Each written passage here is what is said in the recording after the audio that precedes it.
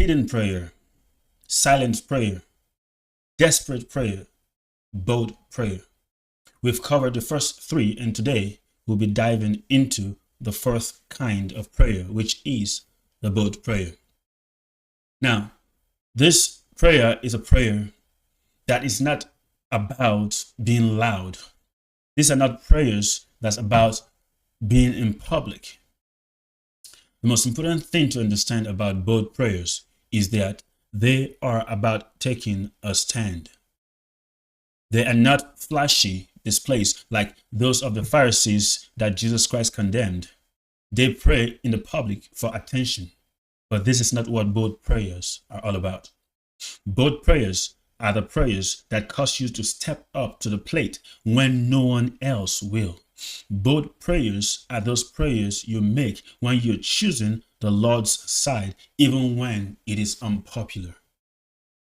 And in the story that I'll be sharing today, we'll see something fascinating about how Elijah found himself in such a moment where bold prayers are required. Now, the background or the context of this story. Elijah noticed something, that Israel had turned their backs on God and they have turned to Baal. Now, the prophets of Baal were in full control of the nation of Israel at this point in time. Now, it was one man against 450 other prophets, and that's Elijah. But Elijah was not intimidated. Elijah had a relationship with the God of all gods. He had a relationship with the only God who can answer prayers. And when Elijah showed up in this particular scene that we'll be going into, that we'll be studying, he was not intimidated. He didn't pray a long prayer. He didn't pray this drawn out prayer. He simply asked God to show up. And did God show up? Well, we will see what happened. Now, I want to first read from 1 Kings chapter 18, verse 21. It says, Elijah went before the people and said, "How long will you waver between two opinions? If the Lord is God, follow him. But if Baal is God, follow him." But the people said nothing. Now, before I continue on, let me backtrack a little bit and tell you what has been happening before this point. The king Ahab was married to Jezebel, and many of us might have heard this name Jezebel thrown around for evil, crazy, godless ladies or godless women. But Jezebel was pretty much in control of the kingdom, not the king Ahab. The king was under the thumb of his wife Jezebel, and Jezebel controlled everything. And Jezebel was actually one of the, I would say she was a leader of this prophet of Baal. And she had been instructing her husband to do a lot of things that has turned the back of the children of Israel against God. And Ahab at this point was already putting to death prophets of the Lord Most High God. He was killing them, he was putting them to death, he was putting them in prison. And Elijah had had a previous confrontation with Ahab. And the confrontation ended in the sense that Elijah told King Ahab that there will be famine in the land and there won't be rain for quite some time. And in that moment, Elijah left the presence of Ahab, and the nation of Israel was in famine. Now, Ahab had been looking around for Elijah, and whenever he went into any city and asked for Elijah, if they can't provide or produce Elijah, he will put the people to death.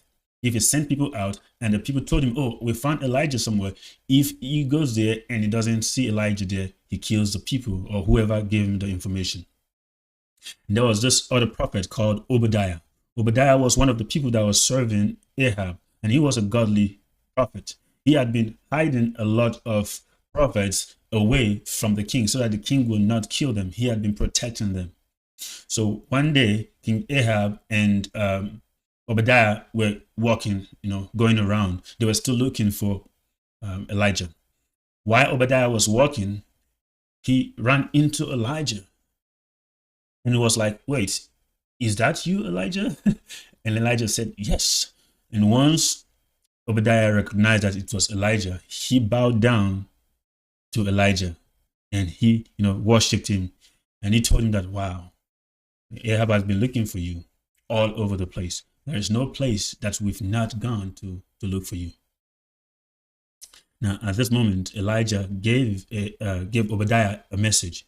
He told Obadiah to go to Ahab, his master, and tell him that, hey, I want you, King Ahab, to come down and meet me. So bring the prophet of Baal and bring the prophet of Ashtoreth, one of the other gods.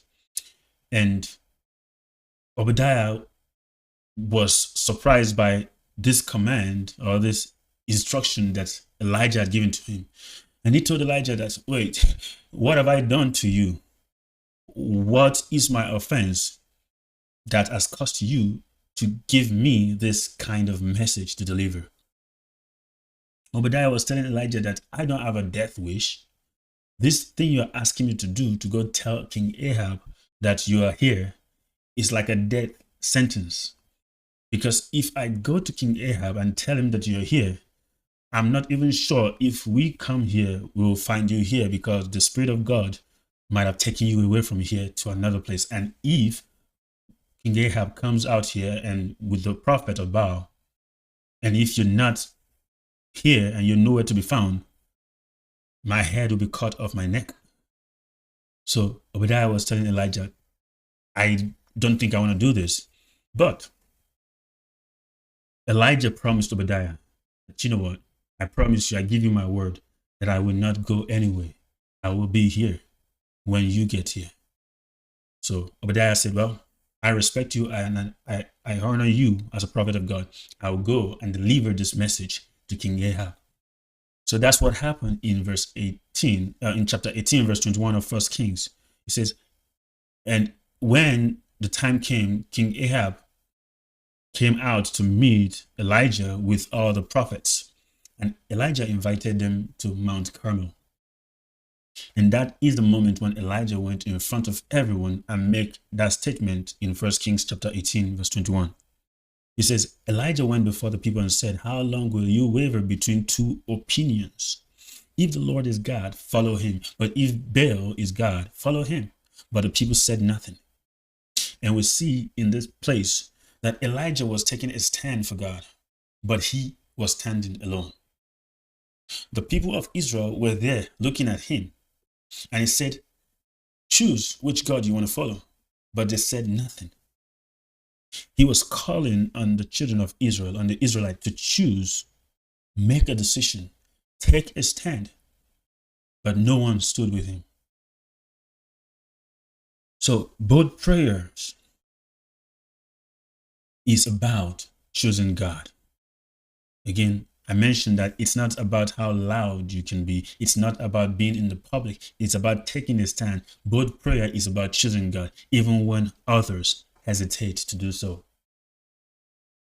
Now, if we continue on in the book of 1 Kings chapter 18, we will see that the prayer of Elijah was not long and drawn out. It was a simple yet bold prayer.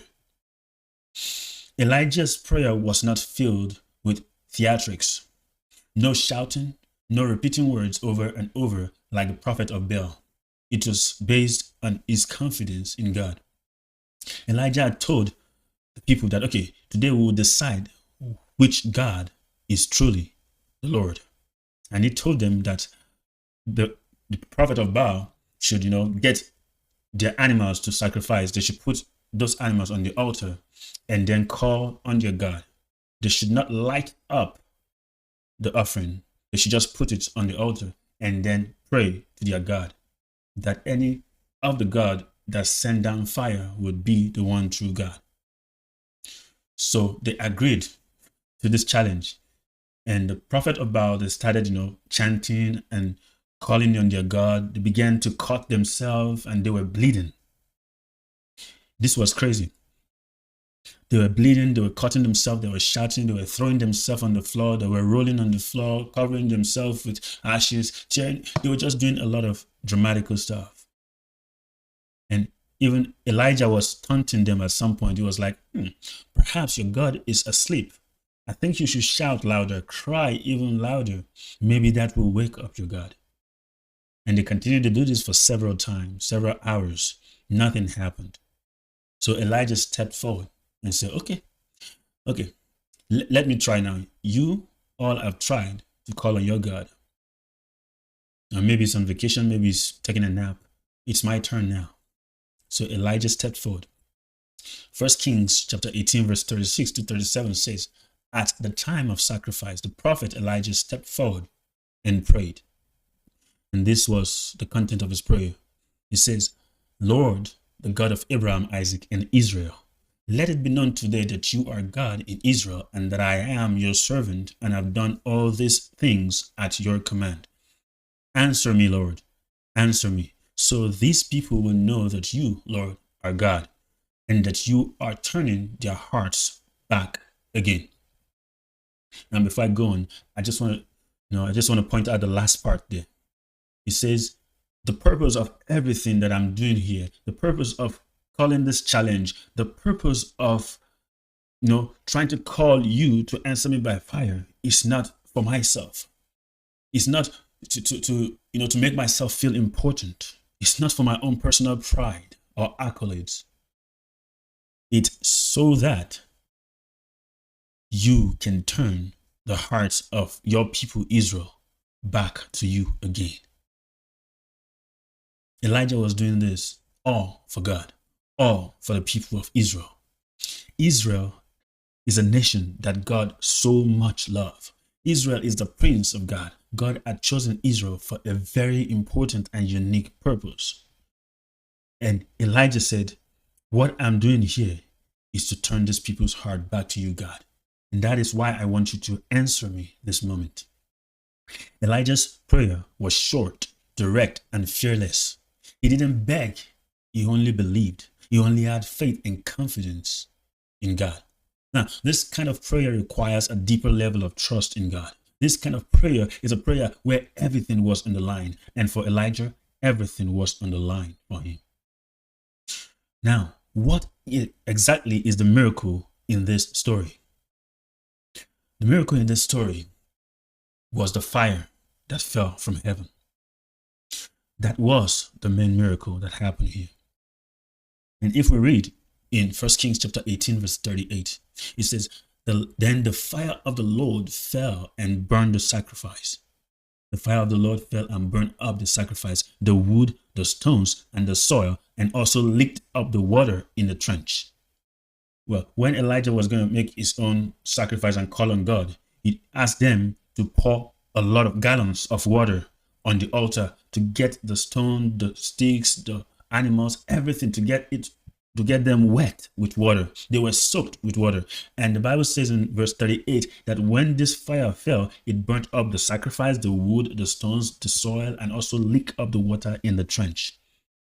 God didn't just respond with a little twinkle fire. No, he responded with undeniable power. He responded with a power such that it's undeniable that he is God. Bold prayers bring bold answers. Bold prayers bring down the power of God. Verse 39 says, when all the people saw this, they fell prostrate and cried, the Lord, he is God. The Lord, he is God. The bold prayer of Elijah brought about the bold, undeniable power of God. And the people couldn't deny this. The boldness of one man's prayer led to national repentance. Your bold prayers can change a lot as well. So you need to take a stand. You need to step up and pray boldly so that God will change things around. Now, what are the lessons that I would like you to take away from this story today? The first lesson is this: bold prayers dare to put faith in action. Bold prayers dare to put faith in action. Elijah challenged the prophet of Baal. He challenged all 450 of them, and he was the only one standing on the Lord's side. Everyone else was there with Ahab and the prophet of Baal. But Elijah was willing to stand alone. Why? Because bold prayers dare to put faith in action. In 1 Kings chapter 18, verse 24, it says, "Then you call on the name of your God, and I will call on the name of the Lord, the God who answers by fire. He is God." Elijah put his faith and his trust in God to the test. He said, "Call on your God. Whatever God you have, call on him. And I will call on the Lord, the God who answers by fire. He is God." And God answered him by fire. So the first lesson is this: bold prayers dare to put faith in action. The second thing I want you to take out of this message today, or this teaching today, is that bold prayers often happen when you stand alone. Again, I've discussed about hidden prayers, silent prayers, desperate prayers. Bold prayers is not about being loud or be in public. Bold prayers often requires you standing alone and challenging the status quo. It's about standing alone and taking a stand and taking a step forward to put the faith you have in God to test. Now, despite the fact that bold prayers often happen when you stand alone, bold prayer, in bold prayer, standing with God is never standing alone. When you stand with God, you are the majority. And that is what this story proved here. Although Elijah was standing alone, but he was standing with God. And when you're standing with God, you are in the majority. When you're standing with God, you're standing with the God of the universe. When you're standing with God, you're standing with such power that can be backed by the action that God will bring to pass. Now let's see 1 Kings chapter 18, verse 22. It says, "I am the only one of the Lord's prophet left." Elijah was mentioning that. He was telling the prophet of Baal and Ahab that I am the only one of the Lord's prophet left. But Baal has 450 prophets. He said, "You have all those people behind you, all this prophet behind you, but I am by myself here, but I'm standing with God." So here's my challenge for you today. Have you ever prayed a bold prayer? One that requires real faith. Not just words, not just empty words, not just one that you're loud about, not just one that you say in public to prove a point about how pious you are. No, bold prayer for your family. I'm talking about bold prayer for your marriage, for your spouse, for your children, bold prayer for your nation. Have you ever prayed such a bold prayer before? This kind of prayer is not about being loud. Like I've continued to say this. It's not about being loud. It's about choosing God's side. It's about taking a stand and choosing God's side when it is not popular, when it is not convenient. It's about trusting God even when it doesn't make sense and stepping out when others shrink back. That is what bold prayer is all about. So this week, as you go on with your life, as you go on with your day-to-day activities, ask yourself, what bold prayer is God calling me to pray? What bold prayer is God calling me to pray? And then pray it. Say that prayer boldly, trusting that God will answer you by fire, trusting that God will answer you with his undeniable power.